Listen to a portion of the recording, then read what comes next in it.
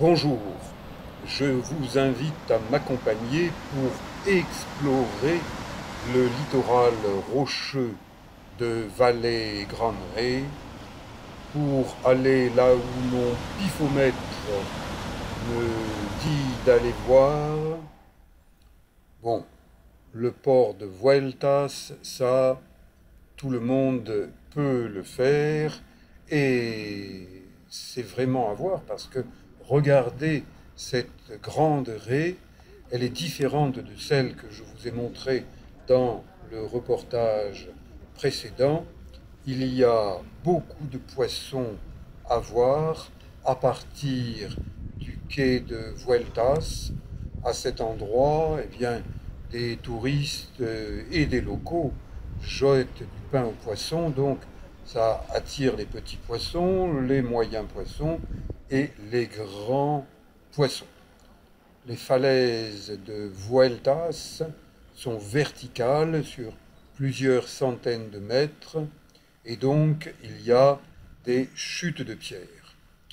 La plage de Vueltas est protégée par les grandes digues du port. Il y fait bon. Attention, ne vous engagez pas côté rocher. Il y a des barrières. Il y a un grand panneau d'information en 3 langues, à comparer avec le panneau d'information accès interdit, risque de chute de pierre, mis en place au début août 2022 par le maire de Saint-Mandrier-sur-Mer, avec 2 magnifiques fautes d'orthographe qui me font dire que Saint-Mandrier, c'est le trou du cul orthographique du Var. Et regardez, là, l'eau est trouble au niveau de la plage, au niveau du port. C'est à comparer avec notre vidéo nager en eau trouble à Toulon. Mais de temps en temps, l'eau est moins trouble. Donc, on peut voir une famille de poissons. Ce documentaire est le 51e dans ma playlist Éric Long aux Canaries. J'aime les îles Canaries, je les découvre depuis plusieurs mois, c'est mon 4e voyage et j'espère y retourner pendant les vacances de Noël. Règles de sécurité, observer pour comprendre. Là, il y a des cordages de bateaux, des amarrages, il y a aussi des poissons. Je me dis que peut-être que je vais voir une grosse raie, mais je vois plutôt des mulets. Le plaisir de se dire qu'on va rencontrer quelque chose de vraiment très important permet d'aller plus loin et d'y aller sur un rythme tranquille. Parce que si vous êtes pressé, faites comme Manu Macron, prenez un jet ski, faites boum boum pouet pouet. Qu'est-ce que vous connaissez de la nature? Dans ces cas-là, rien du tout. Est-ce que vous êtes capable de rencontrer une jolie sirène comme celle-là? Eh bien, en faisant broum broum pouet pouet à la manière de Manu Macron, vous ne jouez pas au dauphin. De toute façon, il s'est fait construire une piscine sur le toit du fort de Brégançon où il passe ses vacances parce qu'il a peur de nager en mer. Et oui, parce qu'en mer, il y a des gros poissons. Imaginez 2 raies qui prennent Macron en sandwich. Hein? Ça ferait un fait divers original.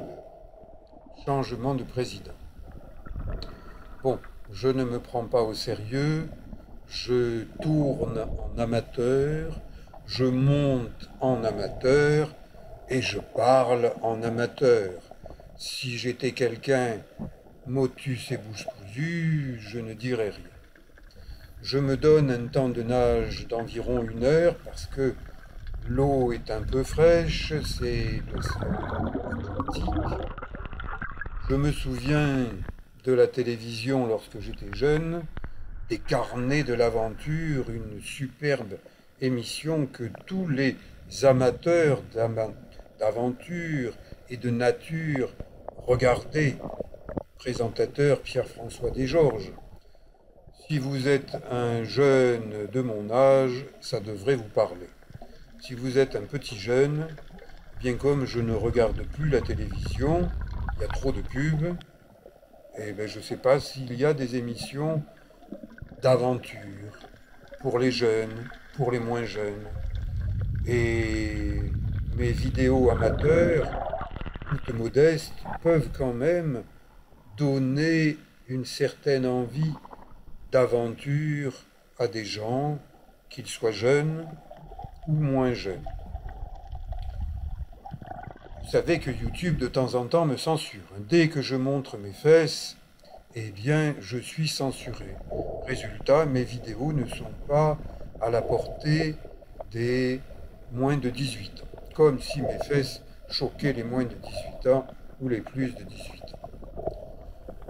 Ces poissons, qu'ici on appelle viero, me font penser à des poissons corailleurs de Thaïlande et des sopes, des sars. Là, on en a nous aussi en Méditerranée, mais des vieros, non. Donc, ça vaut la peine d'aller voir en différents endroits ce qui est pareil et ce qui est différent. Les SOP sont en général par groupe. Ça leur permet de se protéger des prédateurs et potentiellement pour elles, je suis un prédateur. Je suis un chasseur. Elles ne savent pas que je suis un chasseur d'images, mais peut-être que là, elles ont compris que je suis inoffensif pour elles et donc elles se calment un peu. Et j'observe la falaise de Vueltas avec ses roches de différentes couleurs, de différentes compositions volcaniques. Ça, c'est un petit poisson. Quand j'étais gamin, je l'ai pêché et je constatais qu'elle bavait. Et elle restait en vie beaucoup plus longtemps. Je les mettais au frigo, et ben, le lendemain matin, elles n'étaient pas encore mortes. Voilà, observation de la nature par un petit gamin dans le Var. Et c'est comme ça que j'ai grandi. Et qu'aujourd'hui, à 72 ans, je continue à observer la nature. Ce poisson gris, c'est aussi un corailleur. Et quand il mange au niveau des rochers, on entend le bruit de ses mâchoires puissantes sur les rochers. Et là, j'observe d'un peu plus près cette falaise qui s'est éboulée et qui a coupé une piste. Les camions qui sont passés par là ne peuvent plus passer. Et qu'est-ce que c'est que ce petit engin à moteur rapide? Oui, il a intérêt à ne pas traîner parce que des pierres, il en tombe tout le temps. Mais il faut bien ravitailler les gens qui résident au niveau de la plage vers laquelle je me dirige. Donc je suppose que c'est le livreur qui fait des allers-retours avec peut-être un quad, mais c'est un peu particulier. Voilà, là encore, je suis dans l'exploration, dans le mode de vie. Allez, un autre poisson corail, vous voyez qu'il a du rouge, il a du jaune, il a du marron, il a du gris. C'est un poisson avec de belles couleurs. Ces rochers sont tombés récemment. Il y a peu d'algues. Et ça correspond à cette zone d'éboulement très important. Si le maire de Saint-Mandrier voit cette vidéo, il va tomber dans les pommes. Apportez-lui des sels, un masseur, une masseuse. Ah, là je suis dans une zone d'eau trouble et il y a du courant. Heureusement, pour arriver au niveau de la plage, il y a des cordes qui ont été installées, solidement installées, et elles me permettent, en me tenant à l'une de ces cordes de nylon, eh bien, d'arriver au bord. S'il n'y avait pas eu la corde, eh bien, je ne serais pas sorti à cet endroit. J'aurais probablement fait demi-tour parce que là, je commence à avoir sérieusement frais, je ne vais pas dire froid, et même si j'ai une certaine capacité à résister à l'eau froide, et je vous invite à voir une vidéo de ma playlist Népal qui s'appelle Nageur nu en Himalaya. Bon, vous y verrez mes fesses, et si vous ne craignez pas de vous évanouir, eh bien, vous me verrez me baigner dans la glace. Donc mon organisme est habitué à des conditions un peu difficiles, quelquefois très difficiles. Et là, cette sortie, c'est une sortie techniquement difficile et dangereuse. Je suis content de l'avoir fait, je suis content d'être sorti, mais c'est là où on voit le poids des années qui se sont écoulées. Quand j'étais jeune, je faisais ça, les doigts dans le nez, et bien maintenant, je suis obligé de faire bien plus attention. Et comme j'ai besoin de me réchauffer, je parcours cette grande plage en m'intéressant aux structures des rochers volcaniques. Il y a des couleurs différentes, il y a des matières différentes. C'est un autre monde. Et c'est pour ça que j'espère revenir dans ces îles Canaries. Il y en a 7 ou il y en a 8, suivant la manière dont on les compte. Et elles sont différentes chacune. Donc j'ai l'intention de revenir pour explorer avec des locaux pour me servir de guide, en suivant les conseils des locaux, parce que sinon, à croire que l'on sait tout, qu'on a la science infuse, comme certaines personnes qui décident pour les autres, et je me demande où elles ont acquis leurs connaissances. Je pense notamment au maire de bureau de Saint-Mandrier, un adorateur de ses pantoufles. Il n'ose pas mettre des baskets et m'accompagner sur le littoral de Saint-Mandrier. Si je lui demandais de venir ici, alors là, il lui faut une armure de chevalier avec des servants pour le tenir main droite, main gauche. Bon, vous voyez, j'ai gardé un caleçon pour les images, parce que sinon je vais encore être censuré. Et surtout, j'ai gardé mes petits bottillons de néoprène, parce que les rochers volcaniques, ça devient très vite chaud.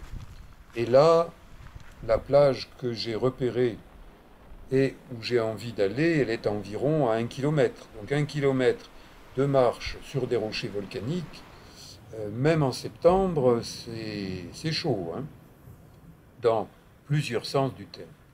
Donc, effectivement, il y a des rochers.